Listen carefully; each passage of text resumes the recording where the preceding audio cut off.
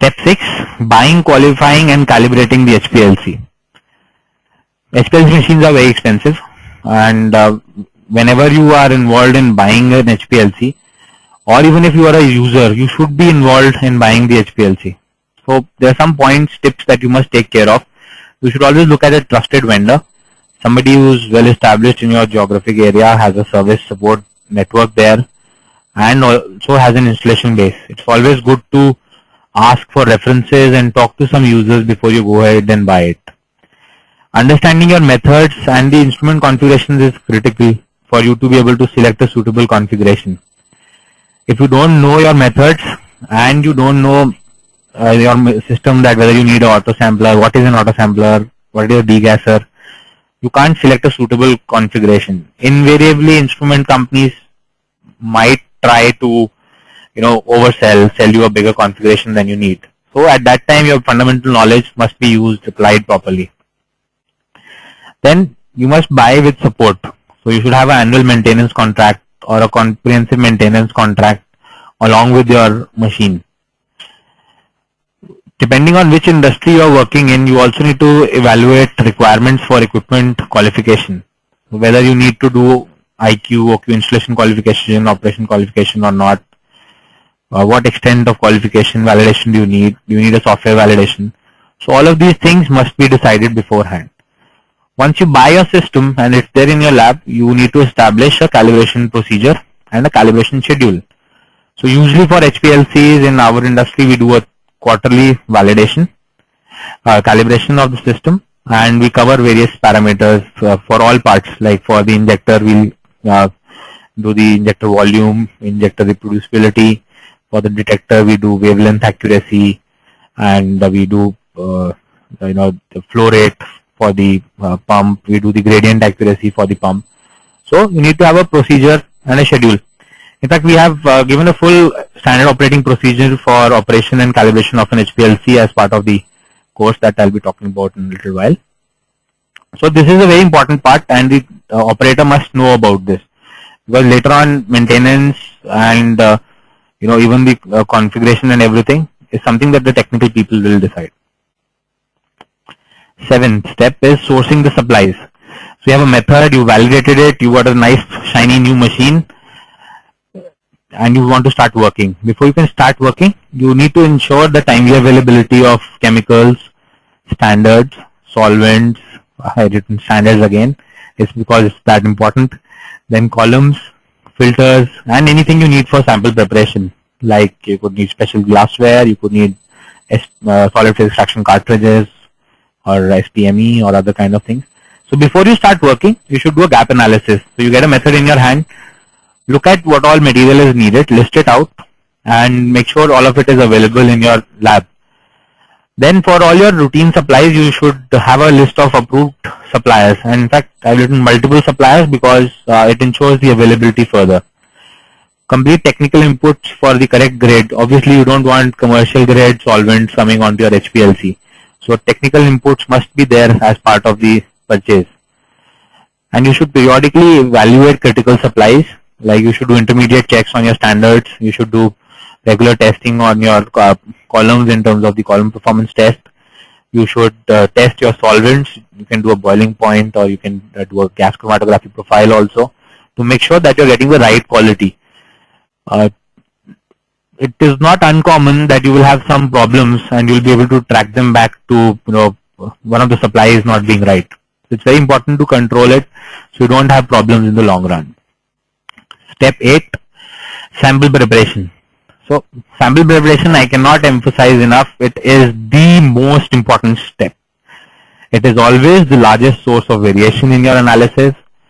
It is mostly the most hands-on and manual activity, and you need to really be skilled to do it right. Basically, the objective of sample preparation is to somehow separate the analyte from the matrix and get as clean a sample as possible for analysis. So there are different techniques used for sample preparation. They could be as simple as simply diluting a sample. You take a sample, dilute it in water, filter it, and you're ready to go. Or you could have some environmental sample that you filter out and inject it directly onto your HPLC. or there could be complex procedures like liquid-liquid extraction with multiple solvents, solid phase extraction, and even derivatizations, distillations, and other complicated procedures. So you should know all of these techniques, different kinds of sample preps, and also the critical steps of all of these. So here if you look at it, there's a sample on the right. Now, do you think you can inject this sample on the HPLC? Obviously not. There's too many particles. So looking at this sample, I should be able to say, okay, I need to filter it, or at least I need to centrifuge it to get a clean supernatant before I can start the analysis. So understanding the different options in sample preparation, knowing how to do all of them and do them properly to minimize the variation, it is essential to understand this. Step 9, weighing. So everything starts with weighing in analysis, be it your standard preparations, sample preparations, making your reagents, everything starts with weighing. So it is very important that you have a documented procedure for weighing different samples, how much is to be weighed, how it is to be weighed. Then you should know how to choose the right balance. This is something that I've seen so many of, even senior people in the lab, they don't know how to select the correct balance. So you have a balance which has a least count of say 0.01 mg. So I've heard people say that, okay, so I can weigh 0.01 mg on this. But no, that's not how it works. There's a requirement that there should be a repeatability of better than 0.1%.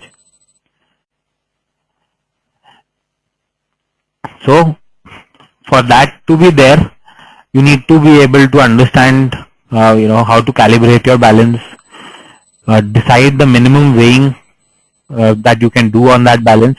Only then will you be able to weigh your samples and standards correctly. So as part of our course, we have given a complete standard operating procedure on weighing and calibration of the balances. Step 10 is volumetric measurements. So now you've weighed your samples and standards, you need to make dilutions. For dilutions, you will be doing pipetting and using volumetric glassware. So you should know what are the different classes of glassware available, how to calibrate them, proper dilution techniques. Cleaning of glassware is a very important step. Very often you'll see that cleaning is given to technical assistants or lab assistants in the lab, whereas it is so critical and can cause interferences in your HPLC analysis that you should do it yourself. Increasingly we are seeing that labs are using glassware washers, which will allow you to validate your washing procedure and have much more control and reproducibility on cleaning. Now also are available automated dilution systems. These are systems which you tell them, okay, I need to make a dilution of X concentration with these stocks, and you provide the diluent and it will automatically make the dilution. But these systems are not very widely available in labs, and still handling of pipettes and manual calculation of concentrations is very, very important. Especially with people who are starting in the lab, I have seen that basic calculations like calculation of normality, molarity, millimoles, or dilution in parts per million, parts per billion, this understanding is lacking. So you really need to strengthen up your maths there, or have Excel sheets or calculation tools which can help you do this, but it is very, very important, and it occasionally does become a bottleneck when people are working in the lab. Then now you have all your system running and the standard samples prepared. So what do you do next? Step 11 is system suitability. So before you can start an HPLC analysis, it is very important that you establish its suitability for that analysis. So this is usually done by injecting a standard in 6 replicates, and then you calculate certain system suitability parameters. These are usually the relative standard deviation of the area or height of the standard peaks, the resolution between the peaks, theoretical plate counts, retention time, reproducibility, and peak shape factors like tailing and asymmetry. Most of these factors, or in fact all of these factors, are now automated and are automatically calculated by the chromatography software, but you still should know what they mean to be really able to decide whether your system is suitable for the analysis you're planning to do or not. So know how to calculate them know how to interpret them, more importantly. So now you've done your system suit, and in the system suitability we use standards. So step 12 is knowing about your standards. So HPLC we all know is a comparative technique. You'll usually run a sample and you'll also run a standard. So you need standards for both quantitative as well as qualitative analysis, unless you've hyphenated it with maybe a LCMS TOF kind of a system where it can do the identification directly. But most of the times we always use standards. So when you are looking at standards, they must be traceable. So what is traceability? Basically, I'm sure all of us know what traceability is, but basically what it means is that I'm doing an analysis here in India and somebody else is doing the analysis all the way, say, in the Philippines. Our results should refer back to the same standard. So we must use internationally recognized standards, and standards should be traceable to international standards so that the same results can be reproduced all over the world. So we should know where to find these standards, how to handle them, store them, how to make dilutions, how to check them regularly and monitor whether they are degrading or not. So understanding your standards is very, very important. Step 13 comes is quality control samples. When we are running a large number of samples, it is always a good idea to have some QC samples. Quality control samples can be sometimes as simple as a dilution of a pure standard, or as complex as matrix like a meat sample with some drug residue in it that we prepare according to the procedure used for the samples, and we run this alongside. So these are basically samples with a known composition and have the analyte in the desired matrix. So it gives us insight into the performance of the entire method, both system and the sample preparation. So system suitability only told us that the chromatography system is working fine or not. But by running QC samples, we also understand that our sample preparation and all other techniques are working fine. So for example, I'll have a say a food sample with amino acid concentration of known, say it has got taurine at say 2% level. So I will run it with my samples. So I know that when I'm doing taurine analysis, I have the correct value for my samples also, because I'm getting the right value within tolerance limit for the QC samples. So QCs are very important, especially if you're working in a regulated environment, and I would suggest, in fact, all labs should run quality control samples along with their analysis. Step 14. Now we get to the more interesting part. We talk about the software and instrument operation. So this, what you see here, is a primitive system from the good old days when there were no computers and software attached with the HPLC. So you can see there are knobs on the detector and on the pump. So you would manually go there, select what wavelength you want. On the pump you would turn the knob to set your flow rate, and on the right what looks like a printer is a plotter. So it would have a moving needle on the paper and would directly print out the graphs from there. So you would take those graphs, or traces as they were called, and count the squares on it for calculating the area, or cut the peak and weight for calculating the area. So this is before the advent of computers and modern technology. Nowadays HPLC softwares control everything. You set up your system with it. So your pump, flow rate, gradient composition, injector volume, which vial the injection is to be taken from, detector conditions, column oven, everything is set up with the HPLC software. And if you are using an autosampler, you also define the sequence of analysis, that is how the samples and standards are to be injected in the same software. Then you run your sequence and the sequence is acquired. So all the data is acquired and you do your data processing, and reporting also is done through the software only.